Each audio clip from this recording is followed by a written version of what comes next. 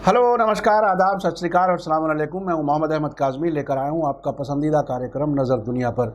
Corona से दुनिया भर की इकोनॉमीज यानी अर्थव्यवस्थाएं बंद होने की वजह से जिस तरह से अमरीकी तेल की मिट्टी खराब हुई है और मई में दिए जाने वाले तेल के साथ फी बैरल खरीदार को $37 देना पड़ा है, इससे अमरीकी इकोनॉमी पर बुरा असर पड़ रहा है। इसके फौरन बाद डोनाल्ड ट्रंप ने खाड़ी में ईरान के जरिए अमरीकी जंगी बेड़े को घेरने पर रिएक्शन करते हुए वेडनेसडे को एक ट्वीट करके ईरान के खिलाफ फौजी कार्रवाई का हुक्म देकर तेल की मार्केट को संभालने का काम किया है, जिसके नतीजे में अमेरिका के वेस्ट टेक्सास इंटरमीडिएट यानी WTI बेंचमार्क के तेल की कीमत संभलकर तकरीबन $13.5 फी बैरल हो गई है।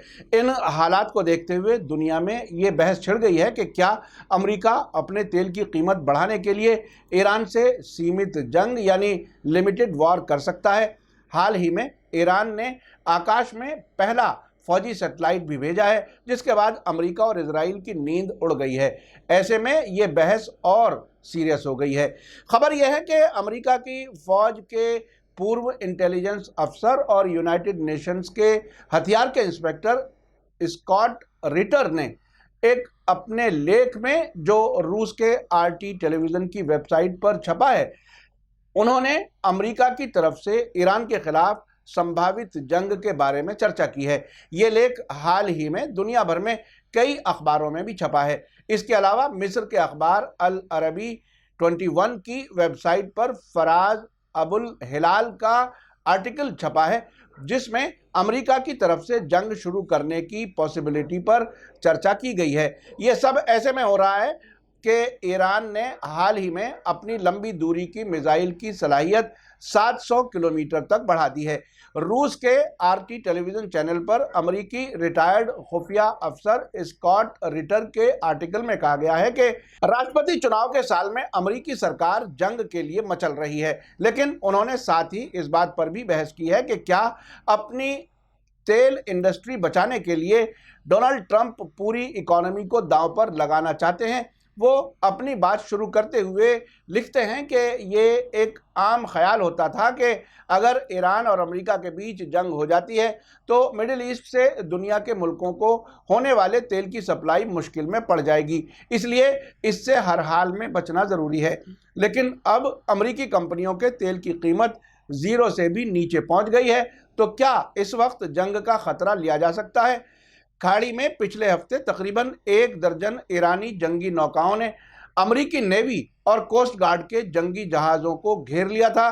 खाड़ी में इस तरह के वाक़यात की घटनाएं होती रहती हैं, ये कोई नई बात नहीं है। वहाँ ईरान और अमेरिका की नेवी एक दूसरे के आमने सामने है। पिछले बरसों में भी इस तरह के वाक़यात कई बार हुए हैं। आपको मैं बता दूं कि पिछले साल जून में अमेरिका का सबसे महंगा और सबसे बड़ा ग्लोबल हॉक ड्रोन ईरान ने अपनी सरहदों में दाखिल होने पर गिरा दिया था और उसके बाद अमेरिका कुछ नहीं कर सका। धमकियां दी, लेकिन कुछ ना करने पर ही सब्र किया। स्कॉट रिटर ने आगे लिखा है, लेकिन वेडनेसडे को अमेरिकी प्रेसिडेंट डोनाल्ड ट्रंप का एक ट्वीट आया कि मैंने अमेरिकी नौसेना को ऑर्डर दे दिया है कि अगर समंदर में हमारे जहाज़ों को ईरानी किश्तियों ने फिर परेशान किया तो उन पर हमला कर दिया जाए। रिटर के मुताबिक ट्रंप का ये धमकी भरा ट्वीट बिल्कुल गैर ज़रूरी और भड़काऊ है, क्योंकि अगर इस तरह कोई भी टकराव हुआ तो वो बड़ा तबाही वाला होगा।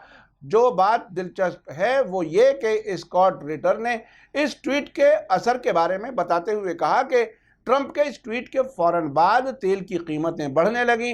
वेस्ट टेक्सास इंटरमीडिएट तेल के वायदा सौदा $13.49 फी बैरल तक पहुंच गया, जबकि इससे पहले कीमतें $0 से $37 नीचे तक पहुंच गई थीं। यानी अमेरिकी कंपनियां तेल के खरीदारों को फी बैरल $37 उल्टा देने पर मजबूर हो गई थीं। साथ ही मिडिल ईस्ट के तेल के बेंचमार्क ब्रेंट तेल की कीमत $20.53 हो गई है। जब भी जंग का खतरा होता है, रशिया टुडे में छपे आर्टिकल में आगे कहा गया है कि ईरान ने बार बार अमेरिका और उसके अरब दोस्त मुल्कों को मैसेज दिया है कि अगर अमेरिका ने ग्लोबल मार्केट तक ईरान की पहुंच पर रोक लगाने की कोशिश की तो वो हर्मुज स्ट्रेट को बंद कर सकता है। प्रेसिडेंट ट्रंप एक वक्त ईरान का मुकाबला फौजी ताकत से करने की बात कर रहे थे, मगर फिर उनके फौजी सलाहकारों ने समझाया कि ईरान से टकराव हुआ तो अमेरिका ही नहीं, सारी दुनिया की इकोनॉमी क्राइसिस में पड़ जाएगी। स्कॉट रिटर आगे लिखते हैं कि ये तो पहले की बात है, मगर अब कोरोना वायरस की महामारी ने दुनिया भर की इकोनॉमी बंद करवा दी और तेल की डिमांड बहुत कम हो गई है, जबकि प्रोडक्शन अपने रिकॉर्ड लेवल पर है। इसी का नतीजा है कि कीमतों में भारी गिरावट आ गई है।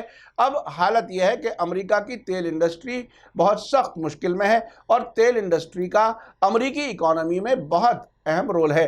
अमेरिका का शेल ऑयल दुनिया के तेल के बाजारों में एक्स्ट्रा सप्लाई के लिए खास जिम्मेदार माना जाता है। अब अगर ईरान के साथ जंग शुरू हो जाती है और हॉर्मुज स्ट्रेट बंद हो जाता है तो तेल की सप्लाई रुक जाएगी और अमेरिकी तेल इंडस्ट्री को इसका फायदा मिल जाएगा, जो भारी नुकसान में चल रही है।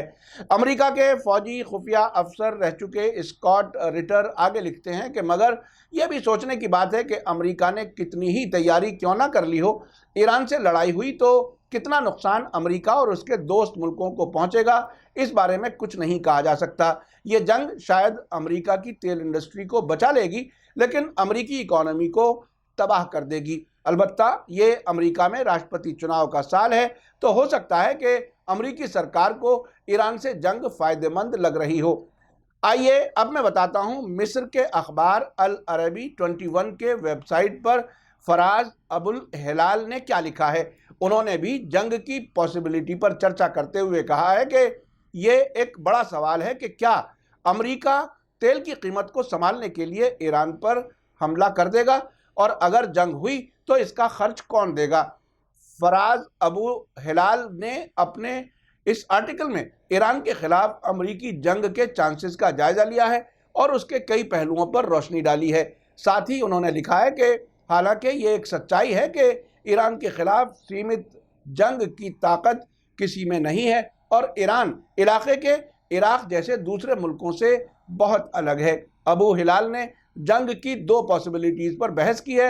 एक तो ये कि क्या अमेरिका ईरान से जंग करेगा, शायद अमेरिका ईरान को कमजोर समझकर ईरान से जंग कर लेगा। फराज अबू हिलाल ने कहा है कि मौजूदा हालात में तेल की कीमतों में भारी गिरावट और कोरोना से पैदा हुए क्राइसिस की वजह से वेस्टर्न मुल्क और अरब मुल्कों के बहुत से एक्सपर्ट्स का कहना है कि इतने बड़े इंटरनेशनल क्राइसिस के हल के लिए एक खतरनाक जंग की ज़रूरत है, ताकि आर्थिक समीकरण यानी फाइनेंशियल डायनामिक्स बदल जाएं और दुनिया की इकोनॉमी पूरी तरह से बदल जाए। आगे अबू हिलाल लिखते हैं कि लेकिन सवाल यह है कि क्या दुनिया इस तरह की किसी जंग को बर्दाश्त कर पाएगी, क्योंकि इतनी बड़ी जंग से बहुत बड़ा नुकसान होगा। अगर अमेरिका और चीन के बीच जंग होती है तो ये वर्ल्ड वार में बदल सकती है। ऐसे भी अमेरिकी राष्ट्रपति किसी लंबी लड़ाई में फंसना नहीं चाहेंगे। इसलिए ये कहा जा रहा है कि इन वजह से चीन के साथ अमेरिका की जंग के चांसेस बहुत कम हैं। तो फिर अमेरिका तेल के क्राइसिस से बचने के लिए किससे जंग कर सकता है।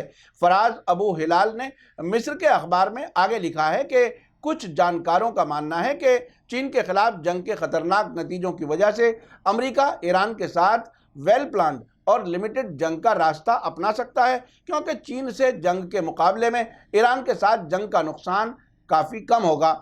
इसी सिलसिले में न्यूयॉर्क टाइम्स ने पिछले 27 मार्च को एक रिपोर्ट में बताया था कि पेंटागन ईरान के समर्थन वाले इराकी हथियारबंद ग्रुप्स पर कोरोना के बावजूद हमला करने का इरादा रखता है, लेकिन बाद में जब पेंटागन के बड़े अधिकारियों के जरिए इस तरह के किसी कदम के खतरनाक नतीजों की वार्निंग के बाद अमेरिकी सरकार ने अपना इरादा बदल दिया। लेकिन इससे ये साबित हो गया कि अगर ईरान से तनाव बढ़ा और अमेरिकी सरकार को ये लगा कि उसके इराक में हितों की रक्षा हो सकती है, तो वो ईरान के खिलाफ जंग छेड़ सकता है। आपको बता दूं कि जब से अमेरिका ने जनवरी के शुरू में ईरान के कुद्स ब्रिगेड के कमांडर कासिम सुलेमानी और इराक के हशदल शाबी के डिप्टी कमांडर अबू मेहंदी अल मुहंदिस को हवाई हमले में कत्ल किया है, तभी से इराक में अमेरिकी एम्बेसी, उनके फौजियों और छावनियों पर हमले हो रहे हैं। इराकी पार्लियामेंट ने विदेशी फौजियों की मौजूदगी के खिलाफ कानून भी पास कर दिया है, लेकिन अमेरिका अपनी फौजें वापस नहीं बुला रहा। लेकिन इस हालत में अमेरिकियों के खिलाफ हमले तेज हो रहे हैं। फराज अबू हिलाल फिर सवाल करते हैं कि सवाल यह है कि कोरोना के क्राइसिस और तेल की कीमतों में भारी गिरावट के बीच ईरान के खिलाफ जंग के ट्रंप के जुनूनी फैसले का अमेरिकी सरकार को क्या फायदा हो सकता है। उन्होंने आगे कहा है कि अमेरिकी सरकार का मानना है कि ईरान के खिलाफ लिमिटेड जंग 1991 में इराक के खिलाफ की गई कार्रवाई की तरह हो सकती है और उससे अमेरिकी सरकार के बहुत से हित पूरे हो सकते हैं। लेकिन एक्सपर्ट्स के मुताबिक इस तरह के लिमिटेड जंग का अमेरिका को उसी वक्त फ़ायदा मिल सकता है जब वो पहले से प्लान्ड हो और नियंत्रित हो और ईरान में हुकूमत बदलना उसका मकसद ना हो, क्योंकि अमेरिका के तजर्बों से पता चलता है कि जब भी उसने किसी मुल्क की हुकूमत बदलने के लिए कार्रवाई की है तो उसके ख़तरनाक नतीजे सामने आए हैं। हालांकि अमेरिका ने अभी तक खुलकर ये नहीं कहा है कि वो ईरान के खिलाफ जंग का मन बना रहा है, लेकिन बहुत से इशारे हैं जिससे ये अंदाज़ा लगाया जा रहा है कि अमेरिका को लगता है कि अचानक शुरू की गई जंग से ईरान कमज़ोर होगा और फिर उस पर ज़्यादा सख्त पाबंदियां लगाई जा सकती हैं, जैसा कि 1991 में इराक के साथ अमेरिका ने यही किया था। साथ ही अबू हिलाल का कहना है कि दूसरी बात यह है कि इस तरह की किसी भी जंग की हालत में तेल की कीमत बढ़ जाएगी, ख़ास तौर पर इसलिए भी कि अमेरिका के ज़रिए हमले की हालत में ईरान तेल वाहक जहाज़ों और तेल कारखानों को निशाना बनाएगा। इसके अलावा ये भी एक सच्चाई है कि खाड़ी में हर तरह के तनाव से तेल के बाज़ार में सप्लाई के बारे में चिंता पैदा होती है, जिसके नतीजे में तेल की कीमत बढ़ती है।